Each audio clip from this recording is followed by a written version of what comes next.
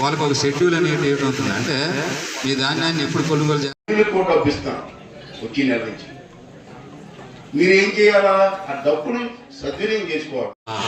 ప్రతి స్పీకర్ గారైన అయ్యన్ పాత్రుడు గారికి వేదిక నలిగించిన వారికి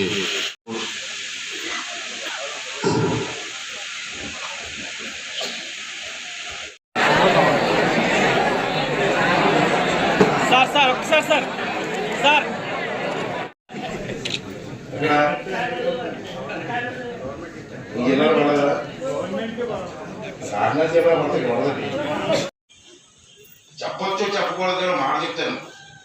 మీరు ఏమంటారు అనుకోండి, మంచి అనుకోండి, నేను లెక్కే నమ్మని నా స్టైలే లేవు. చంద్రబాబు గారు పెన్షన్ ఇస్తున్నారు, మనిషి 4,000 రూపాయలు ఇస్తున్నారా? 3 రోజుల క్రితం రాష్ట్రం అంతా ఎంక్వైరీ చేస్తే తప్పుడు వయసు చేసుకొని 3,20,000 మందికి దొంగ పెన్షన్ తీసుకుంటారు. తప్పు కదండి. 3,20,000 మంది రాష్ట్రంలో దొంగ పెన్షన్ తీసుకుంటున్నారు. 2 రోజుల క్రితం రిపోర్ట్ ఇది.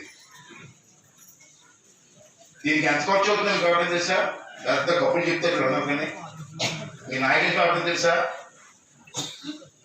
3,20,000 ఇంటూ 4,000 వేయండి, నెలకి ఎంత వస్తుంది?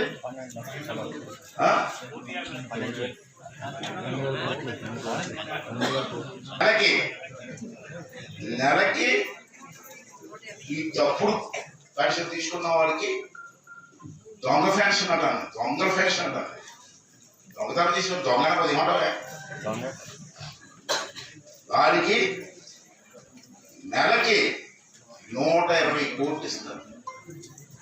అందరికి కాదు, ఈ దొంగలకి నెలకి. మరి సంవత్సరానికి ఎంత అయింది? 1,440 కోట్లు సంవత్సరానికి. 5 సంవత్సరాలకి ఎంత అయింది? 5 సంవత్సరాలు ప్రభుత్వం ఇవ్వాలి కదా. ఒక 5 సంవత్సరాలు టైం ఇచ్చేది అది 7,200 కోట్లు.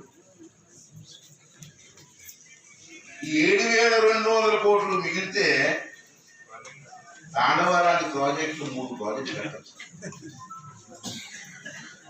ఏమండి ఇది?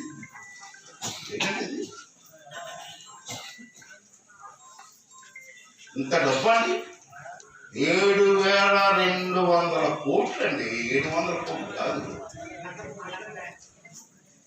ఎంతవరకు న్యాయం అంటారు?